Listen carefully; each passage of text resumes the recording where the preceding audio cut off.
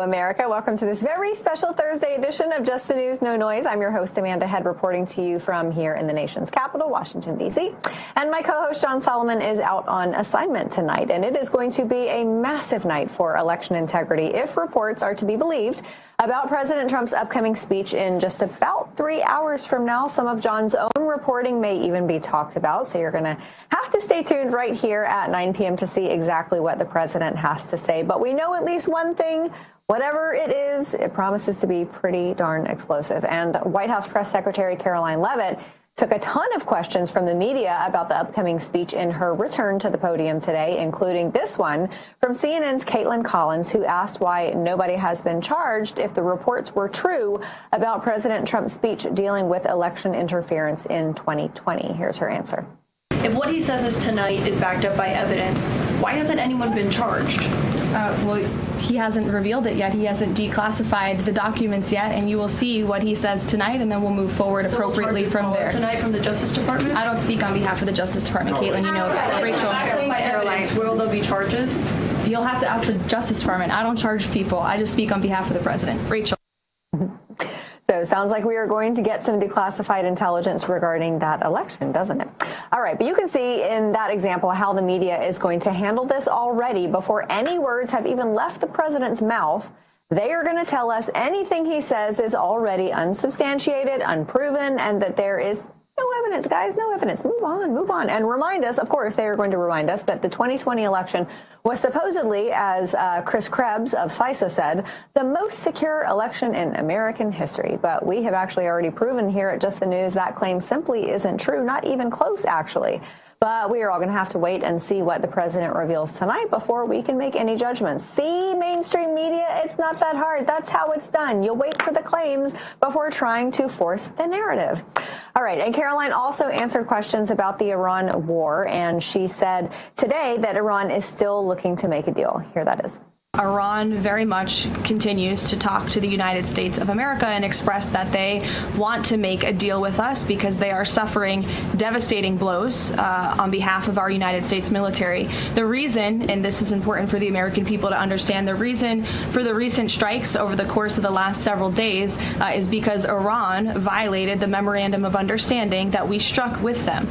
Specifically, in the Memorandum of Understanding that they signed, they were not to fire on commercial vessels moving through the Strait of Hormuz. And unfortunately, they have made the tragic decision for them to do that. And President Trump is not going to sit by and allow these active acts of terrorism to take place in the Strait without ensuring Iran pays consequences for that. And that's what we are witnessing right now.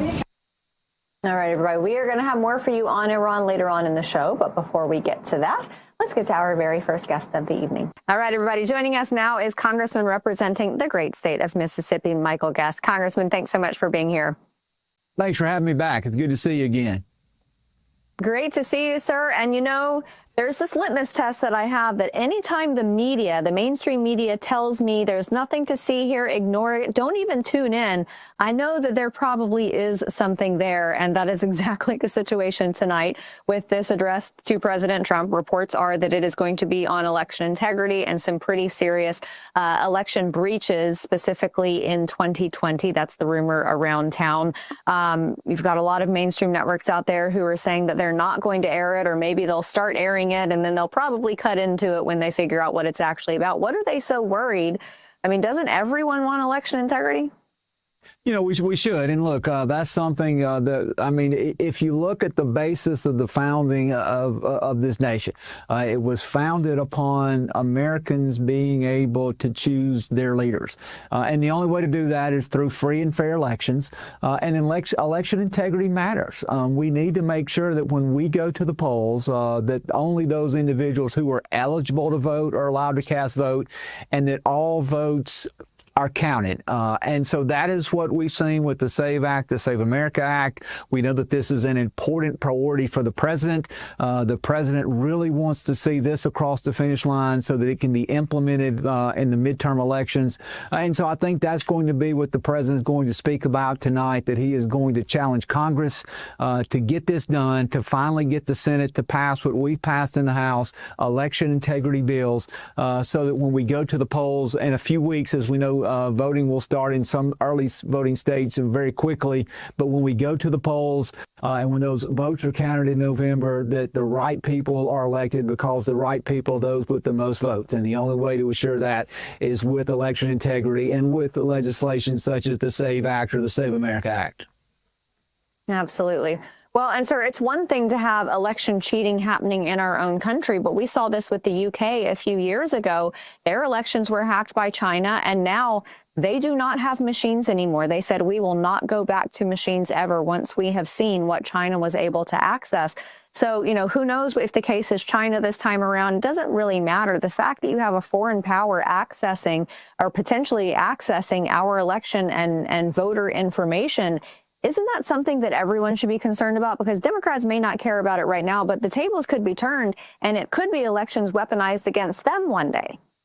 You're right. Well, whether it be China, Russia, Iran, any of our foreign adversaries, I think there are inherent dangers with electronic voting where there is no paper trail when you can go back and audit and you can verify those results. We've learned a lot of lessons in election integrity, how to make sure that, again, that we have checks and balances so that we can cast electronic ballots, but there is a paper receipt that can later be marked up if there are challenges to those elections. And look, election integrity should be the primary focus of Republicans between now and November. Look, I was a former prosecutor. As a former prosecutor in Mississippi, I was one of the few prosecutors that actually prosecuted voter fraud. We had people in our jurisdiction in which I served as a prosecutor who were not legally able to cast votes, but they did, and their votes were then counted in that election cycle. Now, at least in that situation, those votes were not enough to skew the outcome of the election, but that's not always the case. So we look at someone like Representative Mariette Miller Meeks, who, when she won her first election from Iowa, she won by a mere 6 votes. And so for people to say that there is no voter fraud or that the voter fraud is not such that it could skew elections, that information is wrong, it's inaccurate, and we as Congress must make sure that the American people feel safe to go to the polls and count and cast their vote, and that they can rely upon the results once those votes are counted, and we don't have foreign adversaries or we don't have members of political parties trying to skew election results. All right, so before we move on to something else, Save America Act, I know a lot of people think that it's basically dead in the water, but it can be attached to a budget bill. Does it seem like that has a viable path of success? You know, that is something that we're looking at doing through the budget reconciliation process, creating grants for states that implement voter ID. And look, voter ID is not new. Currently, 36 states actually have voter ID. Voter ID began in the 1950s in South Carolina. Our United States Supreme Court has said repeatedly that voter ID is legal, that it is not a form of voter intimidation. My state of Mississippi passed voter ID by constitutional amendment in 2011 under the Obama administration, and we work with the Obama Justice Department, a very Democrat Justice Department, a Republican state working with the Democrat Department of Justice to implement voter ID in my home state of Mississippi, and it has worked exceedingly well.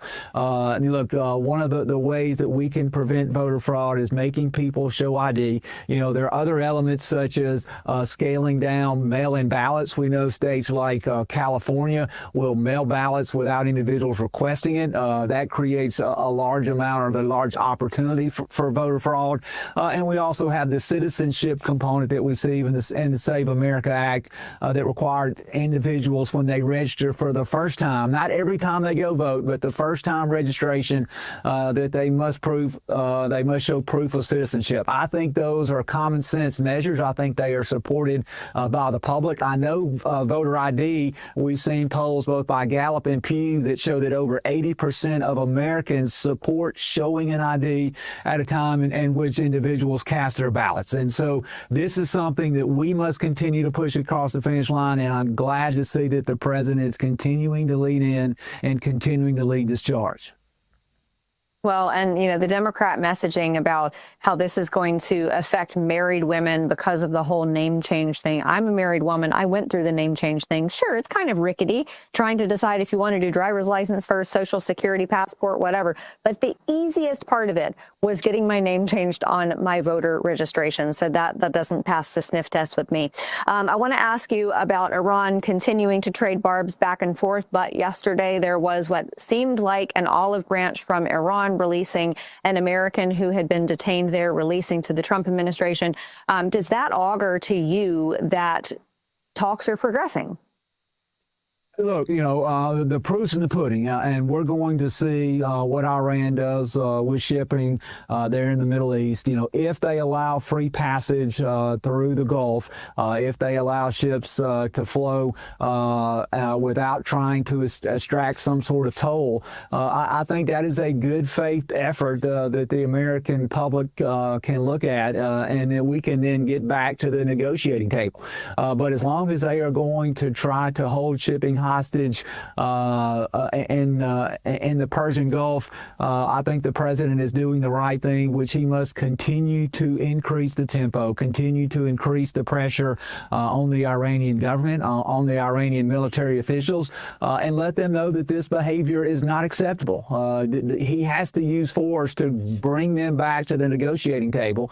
And look, the president has said, look, his two red lines are that Iran can never obtain a nuclear weapon and that we must have the free flow of goods in and out of the Persian Gulf, and that is going to require Iran to stand down on both those issues. And so I support the president. I do not want to see a nuclear weaponized Iran, and I think it is important that we continue to see the free flow of goods, particularly oil and energy products coming out of the Middle East, going across the globe. Sir, in your capacity as chairman of the Subcommittee on Border Security and Enforcement, I want to ask you about what's transpired over the last few days. We had a couple fatal shootings involving ICE. You then had Maine Senator, where one of the shootings was, Maine Senator Susan Collins come out and urge DHS and Secretary Mark Wayne Mullen to stop these routine traffic stops. It seems like there was a bit of a moratorium on it, but then yesterday President Trump said, go back. So they did.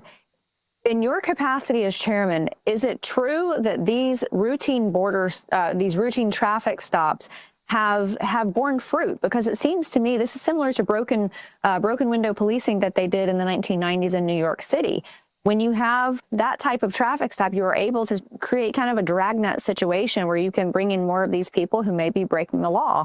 Was it the right move by the president? Yeah, look, I never want to handicap law enforcement. Law enforcement has the ability to enforce laws, including routine traffic stops. We know that often routine traffic stops lead to bigger arrests. They lead to investigations in which narcotics are uncovered, weapons trafficking, human trafficking. So for us to say we want to limit and we want to stop any Homeland Security agency from having that authority to do so, I do not agree with that. I think it is wrong. I think the president made the right decision. We cannot allow the left in their outrage over an incident to impact the way in which policing is conducted across the United States, particularly asking law enforcement to give up powers which the court has recognized are legal authorities given to them. Now, I do know that Chairman Garbarino, Andrew Garbarino, who chairs the Committee on Homeland Security in the House, has already reached out to Homeland Security. We intend to get a briefing, hopefully as early as next week, involving the recent shootings involving Homeland Security officers. And I would imagine that there will be hearings and additional oversight once these investigations are completed. So, look, Congress is not turning a blind eye to these investigations. We're also seeking to roll out the body cams, which have been funded through some of the reconciliation packages, seeking to roll those out much quicker. Those were delayed because of the government shutdown. There have been conversations with people within DHS stating that those body cams need to be in the hands of as many officers as possible, as quickly as possible. So Congress is conducting oversight. We're going to continue to monitor this situation. But I do not support handcuffing our law enforcement officers and telling them that they do not or should not be conducting traffic stops. Absolutely. Very important. I knew you were the best person to ask about this. Sir, thank you so much for being with us. It's an honor. Yeah, thank you again. Absolutely. All right, everybody. Coming up next, more on the report that the CIA withheld Chinese election meddling from President Trump, as well as what is coming next in the Iran war with former CIA officer Rick De La Torre right after this break. Hey folks, as many of you know, I have a special needs son, and I always think about what will he have when I'm gone. And that's why life insurance is so important. But if you've ever shopped for life insurance, it is no fun at all. Ethos makes getting life insurance fast and easy, 100% online. You can get a quote in seconds, apply in minutes, and you get same-day coverage. There's no medical exam. That's a good part, right? All you have to do is answer a few simple health questions. You can get up to $3 million in coverage. Some policies from Ethos are as low as $30 a month, and you'll get your lowest rate from their network of trusted carriers. If you have any questions, Ethos has a team of agents ready to help and answer any of your questions. Ethos has 4.8 out of 5 stars on Trustpilot with over 4,000 reviews and was named the best term provider by Business Insider. Take just 10 minutes today to get covered with life insurance through Ethos. Get your free quote at ethos.com/justnews. That is Ethos, ethos.com/justnews. Application times may vary, rates may vary too. When a cyber thief transfers the title of your home out of your name, it's a race against. Our country is under attack. The radical left woke agenda is infiltrating our schools, our houses of worship, our government, and our media. The younger generation needs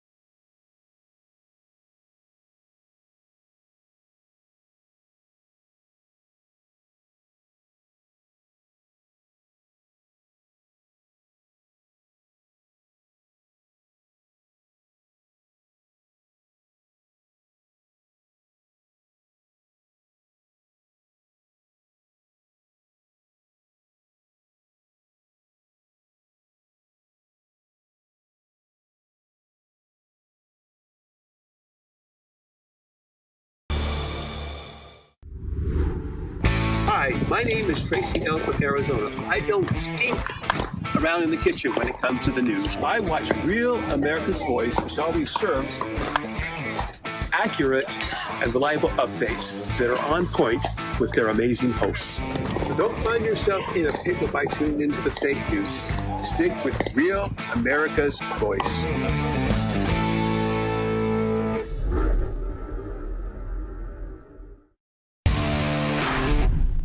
I'm Patriot Mermaid, and I'm from West Haven, Connecticut. When the mainstream media wasn't giving us the truth, I went and looked for the truth and found it on Real America's Voice. Come and join us. Come on.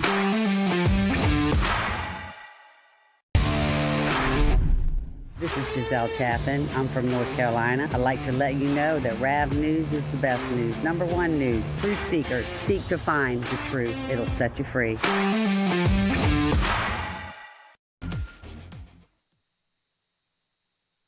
Welcome back, everybody. We're going to improvise a little because there is an overarching theme that I know we all have been witnessing here. And the Democrat Party, they started as classic Democrats. You know, I was too young to be paying really attention to politics, but Bill Clinton, he was kind of your classic Democrat.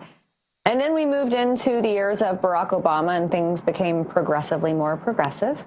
And now we are in a place where you have a Democrat Party that unfortunately is captured by some pretty radical candidates, and they've moved beyond progressivism, just your regular run-of-the-mill American progressivism. It's moved into communism and in some cases socialism, although the lines are kind of blurred between the two of them. And you have some of the loudest people in Congress, some of the loudest defenders of the Democrat Party who are out here defending these types of candidates. And you have Alexandria Ocasio-Cortez, who continues yanking her party to the left, defending a Democrat congressional candidate in Michigan, Abdul Ayed, from critics who say that a progressive cannot win in swing states. And it's terrifying because I think she might be right. Check it out. I don't ascribe to the idea that a Muslim can't win, that a woman can't win, that a white person can't win. I don't ascribe to these ideas. I ascribe to what a person is talking about. And Abdul Ayed is not taking corporate money. He wants every American in Michigan to have health care. He wants their wages to go up. He is endorsed by the United Auto Workers, one of the most powerful unions in America, and certainly the most powerful union in the state of Michigan. So working people are standing with him. And I think that's that's the case. All right. So I have some more clips of Democrats that we're going to air a little bit later, but I want to get to my first guest because this all kind of ties in together. Tonight at 9 p.m. Eastern, President Trump is expected to address the nation, and many reports indicate that he's going to be gearing up to release new findings on fraud in the 2020 election, specifically China's role. Now, reports from John Solomon, my co-host, my boss, my editor-in-chief, a few years ago, he indicated that analysts withheld information on China's interference with the 2020 election. The bigger question is, why did analysts and individuals at the CIA keep information from the President of the United States? So joining me to discuss this is former CIA Senior Operations Officer and CEO of Tower Strategy, Rick De La Torre. Rick, great to have you. I want to start with, I want to kind of bring actually all of these themes together because you've got AOC, who is, she's not a self-avowed socialist by any means, but she's supporting candidates out there who support socialist values. And you've got DSA candidates who have practically taken over the Democrat Party. And then you've got a parallel plot, which is what President Trump is expected to talk about tonight with respect to election meddling and hacking into voter data files and things like that. Why would you have a party in this country, the Democrat Party, espousing socialist or communist values and trying to rig elections or trying to protect elections that are rigged? Why would they want that to happen if they don't hate this country? It's very hard for me to find a universe where people who love this country and want her to prosper are also pushing those values. Well, I think what we're watching is today's Democrat Party is no longer the Democrat Party. It truly has become the mouthpiece of the socialists and communists at the international level, because that's really the key too, right? Socialism and communism really depends on a globalist sort of view. It's the struggle for the proletarian class, and that transcends borders. So what that means is they are much more aligned and believe much more about the religion, the politics and theories coming from places like China, and Cuba, the remnants of what the Venezuelan regime and other places like that, all are adversaries because they identify with that. And they are what in the old Soviet days, what they used to call useful idiots. These are the first people that are going to get lined up and shot if what they're proposing they want to occurs, because they are not aligned with the true Marxist communist thinking. Yeah. Rick, I'm glad you brought up Venezuela. You were station chief down in Caracas, and Venezuela for a little bit of a while had machines down there. I believe they had the Smartmatic machines, but when Smartmatic became suspicious that Maduro had used their machines to exploit his own election and to basically steal the election, they pulled out of Venezuela. But from your position as station chief for the CIA down in Caracas, what should we have done differently years ago before we ever allowed this to snowball to where we are? And let me say, I don't know if that's in the documents. I don't know. I'm just saying all of this kind of is a parallel plot. Sure. And to be clear, right, we do know that our adversaries did attempt, not attempt, they actually did. They were very much involved in trying to manipulate our elections. They were very much involved in trying to find ways to get Americans at each other's throats, to have this huge gulf in our politics where, Democrats, Republicans, and we're just at extreme levels of antagonism amongst each other. And they actively did that, especially during the 2020 election too. So regarding the technologies, I think under Chavez and then later Maduro, they saw their ability to influence regional and national elections throughout all of Latin America with the help and support of the Cuban regime, and make sure that their thumbs were on the scale so that the folks that they wanted to come out and power actually won. So it didn't matter how you voted. It just mattered who got to count the votes. And if the folks who got to count the votes were aligned with Venezuela or Cuba, well, then you kind of know what the result was going to be. Now, in the United States, as we know, voting and elections are really managed at the local and state level. So what that means is that you've got hundreds, or I guess thousands of different voting districts who work with different vendors, who work with different suppliers, and who have very different systems, all culminating in election day.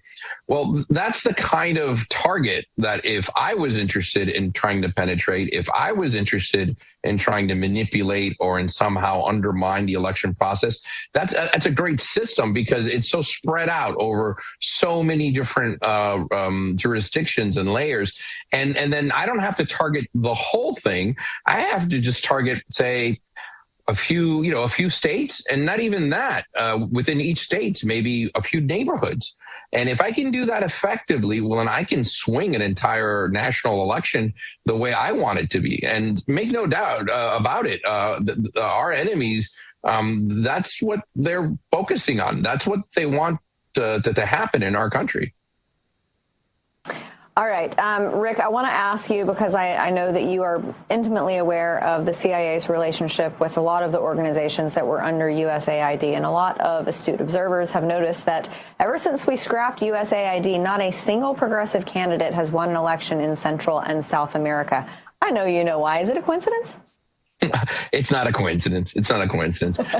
USAID over the years, obviously, was corrupted from its original intention. When USAID was created in the 60s, it was really meant to combat the Soviets in their ability to quickly respond to other countries. So if you had a poor country that had some strategic importance, the Soviets were able to come in right away and say, hey, we'll build you a bridge and a desalination plan and we'll help you out. And there really was no process in the United States to do that because of our budgetary constraints and the way the Congress works. And we just couldn't keep up with them. So that was really the roots of USAID, giving the president a little leeway so that he could spread the goodwill and generosity of the American people in areas that mattered and we could counter Russia. Well, you fast forward 20, 30 years, and then all it just became was just a way of funneling money to any NGO anywhere on the world, regardless of their politics, and if they knew how to fill out the paperwork correctly.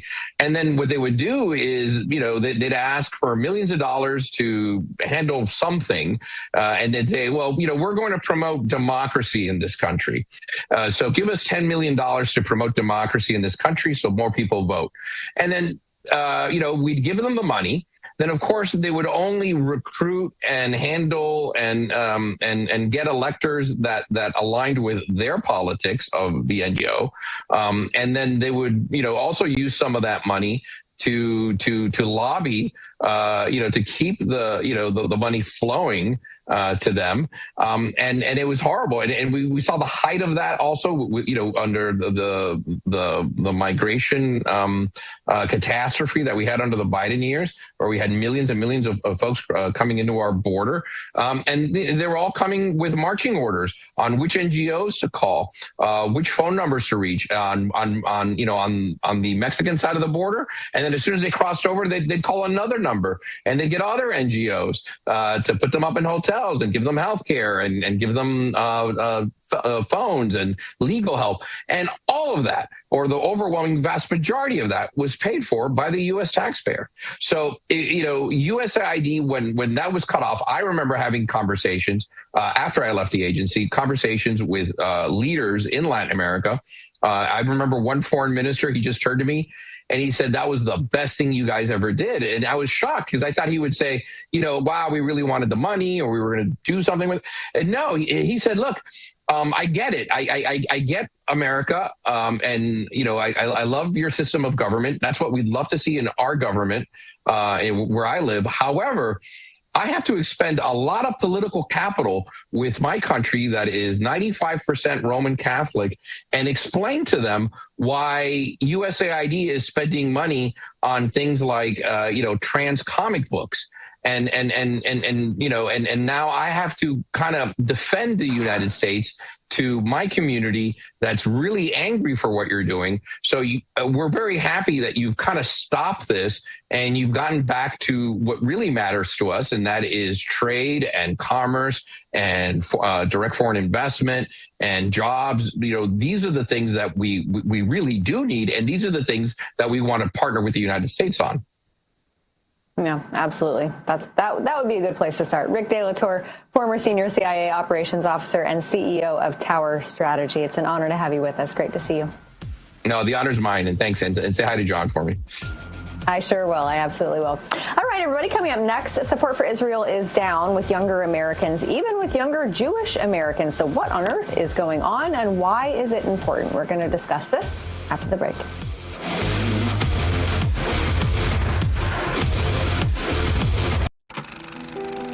Since 1941, the USO has stood beside the men and women.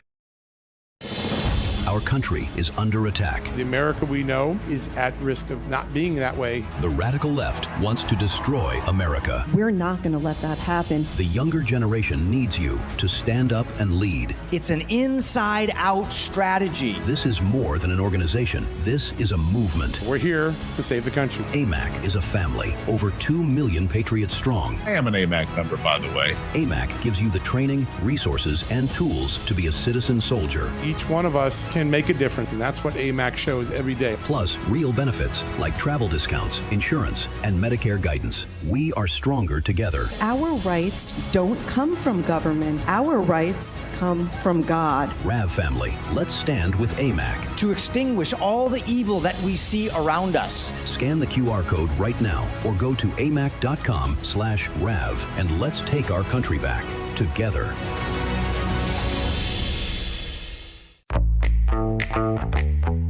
Now is the moment to put your brand in front of an engaged, loyal audience through Real America's Voice. When you advertise on Real America's Voice, you're not just running an ad, you're partnering with trusted voices like Steve Bannon, Charlie Kirk, and other influential hosts. Backed by millions of monthly listeners. What's happening? Because of a Real Voice, man. I watch it all the time. Real America's Voice rocks. Real America's Voice gives sponsors the chance to put their product front and center, displayed on screen and highlighted by our anchors during exclusive segments and live events. Head to freetrumpknife.com. This means your brand becomes part of the conversation as it happens. Secure your spot before it's too late. Join us today and make your brand part of the news conversation that America's viewers trust. Real America's Voice, where your message is seen, heard, and remembered.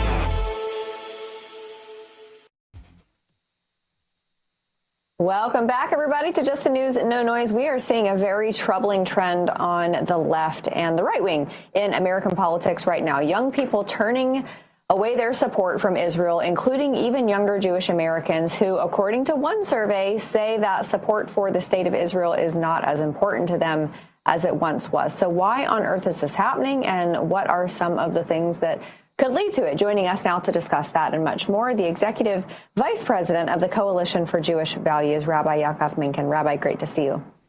Good evening. Always to be good with you. Always good to be with you. Likewise, sir. And you're one of those folks. You seem to see. You're very prescient. You seem to see what's ahead of the trend. And we've had a lot of conversations about things going in this direction for young Americans. But it really kind of surprised me that with young Jewish Americans, this is the case. It probably didn't surprise you. Not as much, because sadly, this is the same Jewish American that no longer values everything that is our tradition. They replaced their Judaism with wokeism as their religion. I like to quip that the notion that all Jews are intelligent and well-informed is an anti-Semitic trope, because it's actually something that's used by anti-Semites. They trot out Code Pink. Oh, J Street believes what we do, therefore we must be right. It must be a valid Jewish opinion. Every Jew who has an opinion is not expressing a Jewish opinion. You want a Jewish opinion, it's not being written by anybody today. It's already found in, well, books like those. Rabbi, I have a lot of Jewish friends, and pretty much all of them, when they were younger, they did the heritage trip to the homeland. They went back to Israel, and that was something that I know left an indelible mark on them. And I think that's extremely important to Jewish Americans as far as having that connection with their homeland. Are young Jewish Americans not doing that trip as much anymore? Well, it really depends. If you're talking about the Orthodox community, all of our kids are going over to not go over to study in Israel after graduation from high school is almost like a point of interest in a person's biography, because most people do. And within our community, within the Orthodox community. But when you're talking about outside the Orthodox community, no, the attachment has become less and less. And when they do go, it's on some trip hosted by a left-wing organization that shows them a carefully curated scenario where you don't learn about the literally generations of Arab hate for Jews that governs Israeli policy to keep Jews safe from harm, which they then cast as somehow being unfair to Arabs. The only freedom that Arabs lack in Israel, which they do have in the rest of the Arab world, is that what they have in the rest of the Arab world is the freedom to kill Jews. In Israel, they have every other freedom. The freedom to have their own opinions, the freedom to marry whomever they want, to have a relationship with whomever they want, go whatever career they want, whatever opinion they want, and the right to vote. But it's that right to kill Jews. That's the one thing they're missing. And that's why they're yelling free Palestine. Goodness gracious. And, you know, it's interesting. I just had a conversation with someone at the CIA, and we were talking about election integrity and what the president is likely going to talk about tonight, but also socialism and communism. And you see, it's kind of a melting pot of the anti-Israel, pro-Gaza, pro-communism, pro-socialism crowd. How on earth did those people turn out to be bedfellows? Well, the ridiculous notion that a Arab is a Palestinian was created by Yasser Arafat, the Egyptian, in 1964 with help from the KGB. So you got the KGB, the Muslim Brotherhood, other, obviously the successors to the KGB, the communists, the socialists, and the Islamists all conspiring together. And remember, their enemy here is American and Western values, which come from the Bible. This is what they want to get rid of. So, look at the Jews as the canary in the coal mine, because look at Iraq. Yazidis in Iraq and Druze in Syria and Coptic Christians in Egypt can tell you a thing or two about what happens when you let the Islamists take over as soon as they're done with the Jews. Yeah, it is absolutely terrifying. And it frankly happens all over the world. You would think that people here would educate themselves and figure out what was going on. Things are very strange in the Democrat Party right now. You've got John Fetterman, who is basically the barometer for the party, and he is saying that if his party does not support Israel the way that it frankly always has, historically Democrats have always been big supporters of Israel. Some of the loudest voices and most influential voices in the Democrat Party are Jewish. But he says that if they cease to reach that level of support, he's out. What do you think is going to happen? Is he going to join Republicans? He can't see himself joining the Republicans, but he is realizing there is a really significant problem here where you can be as good and decent a person as you wish to be, but because of a certain party label, you end up caucusing with actual Nazis. I mean, it's not an exaggeration. I mean, you look at the things, Ilhan Omar said things, she didn't recognize it, obviously, but she was practically quoting Mein Kampf. And it's not as if Rashida Tlaib, of course, is any better. And now they just elected 3 more of them in the House. And we have the same thing potentially starting to happen in the Senate. I don't know where Fetterman is going to go, but it's unfortunate that there is one party. The Republican Party has been very clear. I mean, this is why Massey has been shown the door, because his own party, led by Trump, but on down from there, saying this guy is not welcome here. MTG resigned from Congress because her opinion is not welcome here. We have to get rid of that sort of bigotry from within the party. Unfortunately, on the left side of the aisle, they have not done the same thing. And you're right, of course, the Democratic Party was staunch supporters of Israel, but that's also a Democratic was a Democratic Party that was strong supporters of American values. Look where we are now versus the bicentennial in 1976. Yeah, I mean, you're exactly right. I mean, so many people long for the Democrat Party of the 90s. Shoot, even the early 2000s seemed more sane and more America-loving and supportive of Israel than we have been in the last 10 years or so. Rabbi Yaakov Menken, always a pleasure having you with us, sir. Thank you. Thanks so much. Good night. Absolutely. All right, everybody, we're going to take a very quick break, but we've got much more coming up for you on the other side. The FBI calls it house stealing, the latest scam where a cyber thief transfers the title. Our country is under attack. The America we know is at risk of not being that way. The radical left wants to destroy America. We're not going to let that happen. The younger generation needs you to stand up and lead. It's an inside-out strategy. This is more than an organization. This is a movement. We're here to save the country. AMAC is a family, over 2 million patriots strong. I am an AMAC member, by the way. AMAC gives you the training, resources, and tools to be a citizen soldier. Each one of us can make a difference, and that's what AMAC shows every day. Plus, real benefits like travel discounts, insurance, and Medicare guidance. We are stronger together. Our rights don't come from government. Our rights come from God. RAV family, let's stand with AMAC. To extinguish all the evil that we see around us. Scan the QR code right now or go to amac.com/RAV and let's take our country back together.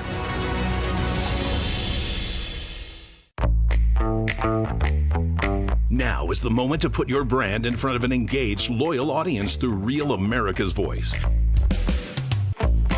When you advertise on Real America's Voice, you're not just running an ad, you're partnering with trusted voices like Steve Bannon, Charlie Kirk, and other influential hosts. Backed by millions of monthly listeners. What's happening? Because of a real voice, man. I watch it all the time. Real America's Voice rocks. Real America's Voice gives sponsors the chance to put their product front and center, displayed on screen and highlighted by our anchors during exclusive segments and live events. Head to freetrumpknife.com. This means your brand becomes part of the conversation as it happens. Secure your spot before it's too late. Join us today and make your brand part of the news conversation that America's viewers trust. Real America's Voice, where your message is seen, heard, and remembered.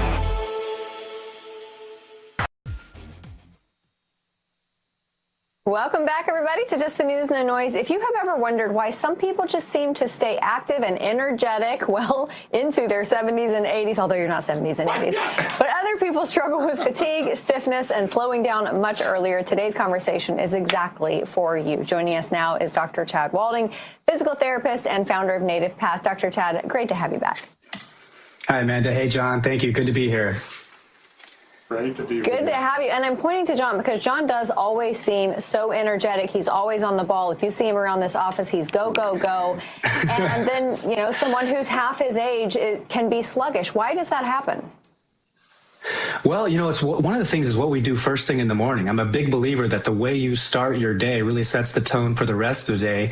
And, a lot of people, when they wake up in our culture, they just go for a coffee, they go for a sugary breakfast, and then that really gets them dependent on artificial energy and sugar the rest of the day. And that sets us up for not only low energy and fatigue crashes, but a whole host of diseases, right? So I love this issue because I'm a big fan of starting your day in a good way. And I focus on 3 key principles. And I encourage everybody to think about this. Think about hydration, think about movement, and think about nutrition, right? Those things right there will get you a long way. You know, the big thing that I want to highlight today is starting your day hydrated, right? When we wake up, most people are extremely dehydrated because they've gone 7 or 8 hours without fluids. And that's where it's really important to start hydration first thing in the morning before coffee. Dr. Chad, I have tried a lot of different electrolytes out there, the powders, and even some of the drinks, and they all taste like salt water. They taste so incredibly salty. I presume that's the electrolyte in them. But your Hydrate does not taste like that. It's sweet, it's light, it's amazing. So what happens to the body when someone makes proper hydration a priority first thing in the morning on top of the lovely taste that you get? Yeah, well, I love that you noticed the good taste, and you're right. A lot of the electrolyte formulas out there, they're nasty. You know, they don't taste well, they're not pleasant, or they have a lot of artificial sugars in there and dyes and things like that. So, you know, at Native Path, we do believe in the purest quality, most highest quality products we can create as close to nature as possible. But the benefits, going back to what you're saying here, when you prioritize hydration first thing in the morning, you're going to notice more alertness, you know, steadier energy, less sluggishness throughout the day. Another thing that the good hydration supports that a lot of people don't think about is it supports muscle function. You know, the way that your bodies contract and relax, it also supports mental clarity. And it's one of the simplest habits that we can do. It has one of the biggest impacts, even in many cases more so than nutrition, but it's often overlooked because most people think they're well hydrated. We have to keep in mind the way we've been handling liquid hydration in our culture is not conducive to good hydration. We have so many drinks that we drink on a regular basis that either have too much sugar or artificial ingredients, or they in themselves are dehydrating, like energy drinks and coffee, which we tend to overconsume as a consequence of low energy. So when you hydrate in a good way, the energy issue starts to fix itself, which I think has a big carryover to all the other aspects of health. So, Doctor, in addition to Hydrate, my other favorite product is collagen and Native Path collagen. And so I start my day every day same way. 1 cup of coffee, only one all day. I have my collagen in it. And then what should I do next? I got my collagen, I got my bone strength, my joints are feeling good. Where do I work in the hydration opportunity so that I have maximum effect during the course of the day? Yeah, so I would always start with hydration first, like before the coffee. And typically what I do is I put collagen in the coffee, but before the coffee, I hydrate. And remineralizing, rehydrating is first things first, right? But you mentioned collagen, and you want to think of hydration and collagen like as teammates. They're working together, right? So hydration is going to support the environment that the cells function in. Collagen is going to help the building blocks, right? For skin, the joints, the connective tissue, the structural integrity, but getting both is what's actually going to allow you to absorb all the things that make a difference in your body. All right. So for someone who's been putting off getting healthy, getting back on that track, what's the one thing that you would tell them to do? Well, the one thing I would say, again, is like starting with the first thing that you do in the morning, right? It's the first thing that's going to be easy for you, that's going to make the most difference to start hydrating. So again, that key thing, hydrate, move, and then start with good nutrition. So hydrate with Native Hydrate, put some collagen in your coffee, go outside for an early morning walk, make sure your first meal of the day has adequate protein. That is your success formula for almost everybody. Yep. And to our audience, there are 3 flavors. They are all delicious. There's peach mango, berry, which I think is our favorite, and then some folks in the office who absolutely love the tangerine. They taste amazing. They don't taste salty like you find in other electrolyte drinks. Dr. Chad, you've created another amazing product. Thanks so much for being with us today. Thank you. So good to be here. Absolutely. All right, everybody. And if you would like to learn more about Native Hydrate and Native Path's healthy aging approach, visit nativehydrate.com/justnews. All right, everybody, we've got more coming up on the other side, so stay right there.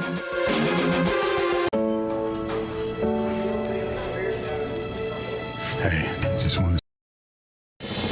Our country is under attack. The America we know is at risk of not being that way. The radical left wants to destroy America. We're not going to let that happen. The younger generation needs you to stand up and lead. It's an inside-out strategy. This is more than an organization. This is a movement. We're here to save the country. AMAC is a family, over 2 million patriots strong. I am an AMAC member, by the way. AMAC gives you the training, resources, and tools to be a citizen soldier. Each one of us can can make a difference, and that's what AMAC shows every day. Plus, real benefits like travel discounts, insurance, and Medicare guidance. We are stronger together. Our rights don't come from government. Our rights come from God. RAV family, let's stand with AMAC. To extinguish all the evil that we see around us. Scan the QR code right now or go to amac.com/RAV and let's take our country back together.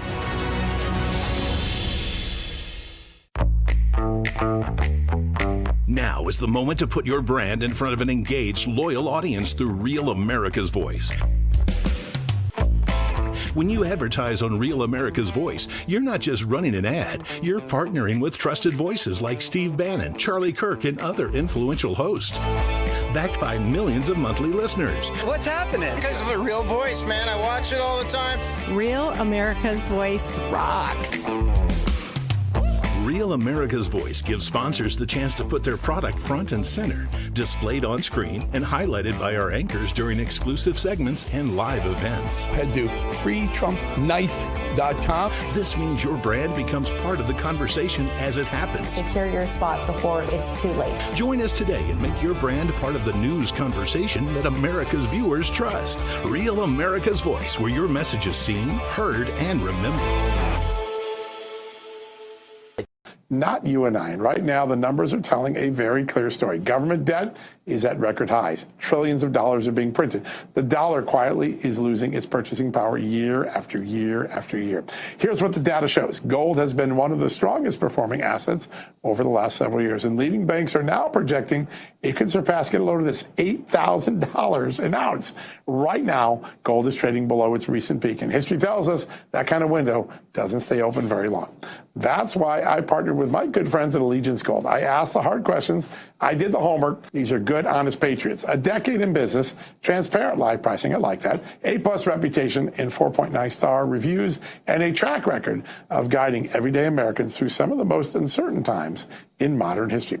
Now, whether your wealth is in a retirement account or savings, they can help you secure real physical gold. Call Allegiance Gold right now. You may qualify for up to $5,000 in free silver with a qualifying investment. So call 877-702-7272 or visit my website, securewithjohn.com. That's 877-702-7272 or visit securewithjohn.com.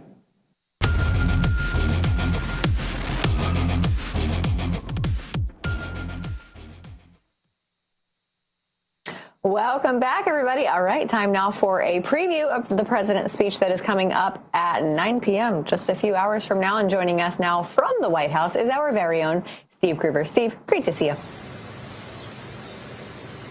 Good to see you, Amanda. All right. So, Steve, what do you anticipate the president is going to say tonight? And more importantly, are Democrats going to listen? Well, I think that the president's going to talk about election fraud in 2020. That's been pretty obvious in all the coverage so far, including from you and John Solomon there at Just the News. But the question is, how much will the president include? Will there be revelations? We've been led to believe it's going to be a huge event. We were with Caroline Levitt earlier today, who said you have to watch the event. The reporters kept pressing her on what's going to be in the speech, what he's going to talk about. They kept going back to, basically saying that it's all unproven, it's all unsubstantiated allegations. Well, she said, watch the speech and decide for yourself. But she said, do it with a fair mind and an open mind. We'll see if the Democrats or the news networks do that. We will do that here on Real America's Voice because we want to know what the truth is. And for some people like John Cornyn, the senator from Texas outgoing that I spoke to yesterday, he says, why are we relitigating 2020? We need to look forward. Well, in order to correct the road ahead, we have to make sure the road behind us was a good one. And so we'll see what he has to say. I look forward to hearing about Michigan, about Georgia, about Pennsylvania. I don't know what's going to be in it because I don't have the speech in front of me. I'm not privy to it, Amanda, but we are looking for revelations. We're looking for truth, and I hope that we hear some tonight. Yeah. Well, and there was a question by one of what I endearingly refer to as the front of the room media for our audience. When you're looking at the briefing room, those who were in the first few rows, that's typically mainstream media. And it was one of those folks, the typical suspects, who said, why won't President Trump just let this go? And you just articulated exactly why we shouldn't let it go. But I just saw, Steve, that two networks, I believe it's NBC and ABC are not going to be airing the president's speech. This is the president of the United States who is effectively giving an address to the nation. It may not be from the Resolute desk, but it's just as important. They seem to care so much about presidential decorum and social mores, yet when it's this president, they don't care at all. You're exactly spot on. Look, they don't want to hear the facts because these networks, the ones you named, and the front row media, that's a cute name for them because that's what they are. I think that we'd be better served if you and I were in the front row, but that's a discussion for a different day. But they don't want to give up the fact that they've clung to this point of view that there was nothing wrong with 2020. They want us to believe that Joe Biden got 81 million votes. No common sense, clear thinking American believes that Joe Biden got 81 million votes. It just doesn't pass the stink test. And I want to know what happened with vans rolling into Detroit at 3 in the morning dropping off ballots. I want to know why a truck was delivering ballots from the state of New York to the state of Pennsylvania, as was testified to by a United States postal worker, that he delivered an 18-wheeler full of ballots. I want to know why there were 10,000 driver's licenses found in a truck in Chicago about the time that this happened. I want to know why there were 10,000 ballot applications found in Muskegon, Michigan. I want to know these things. These are all things that have been investigated, but they keep going back to the same thing. Well, it was thrown out of court. It didn't make it through, the court proceedings. But we've never gotten to discovery, Amanda. That's where we need to get to a discovery position, and that's why declassifying the documents is so important. So that's what I'm waiting to see, the declassified documents. Show us the truth, show us what you've got, and then we can decide for ourselves. Well, and not to excoriate my colleagues, my contemporaries in the media, but Caitlin Collins at CNN asked a very probing question. She said, well, why has anyone been arrested? And Caroline had to tell her, lady, the documents just got declassified. And also, I'm not the DOJ, so I can't tell you. They're asking all of these needling questions, Steve. It's almost like they're scared of what's going to come out. And look, I don't know if it's Republicans. I don't know if it's Democrats. I don't know who does the majority of cheating. But what I do know is that Democrats complain about, if we're going to investigate this, it's going to be too hard. It's too vast. It's all 50 states and however many territories we have, 6. No, you don't. You really just need to focus on the swing states, because those are the states that, as far as I know, Democrats have targeted. Exactly right. You look at Philadelphia, you look at Detroit, you look at Atlanta, you look at Phoenix. These are the places that you had the problems. And magically in 2020, all stopped counting about the same time in the middle of an election. When has that ever happened in American history, that they all stopped counting at the same time? Oh, let's go home, there's a water leak. Oh, and in Detroit, of course, remember them putting up the big sheets of paper on the windows so you couldn't see what was actually happening. And the Republicans, the observers, were prevented from doing their job of oversight of counting the elections. Is it mass mail-in ballots? Maybe. Is it Dominion and other companies? Maybe. The computer machines? Maybe. Was there involvement from foreign governments? Apparently. Maybe China, maybe Venezuela. Again, these are all questions that I hope to have answered tonight to my satisfaction. I don't care what the truth is. I just want to find the truth, Amanda, and that's what I'm hoping for tonight. Well, this is one thing that you can't deny. If our election systems, whether that's the way that people are voting on ballots, whether it's through machines, if that is vulnerable to domestic issues, it's also vulnerable to international issues and issues from our adversaries, like what we think the president is going to be talking about, China, tonight. Steve Gruber, always a pleasure having you with us, my friend. Great to see you.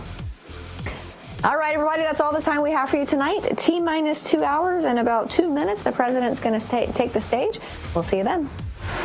It's fun for me to win on the course, but it's even more fun to win on Deal Dash. Lori won $2,000 Tiffany earrings for...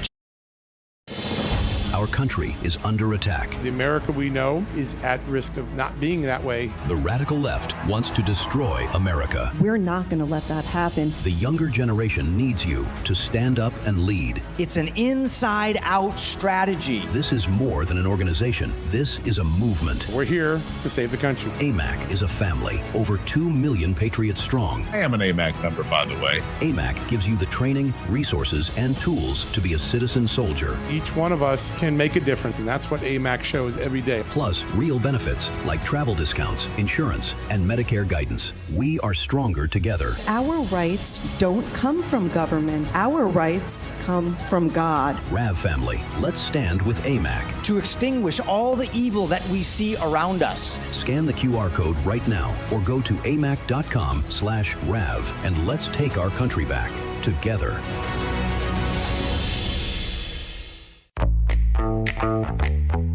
Now is the moment to put your brand in front of an engaged, loyal audience through Real America's Voice. When you advertise on Real America's Voice, you're not just running an ad, you're partnering with trusted voices like Steve Bannon, Charlie Kirk, and other influential hosts. Backed by millions of monthly listeners. What's happening? Because of a real voice, man. I watch it all the time. Real America's Voice rocks.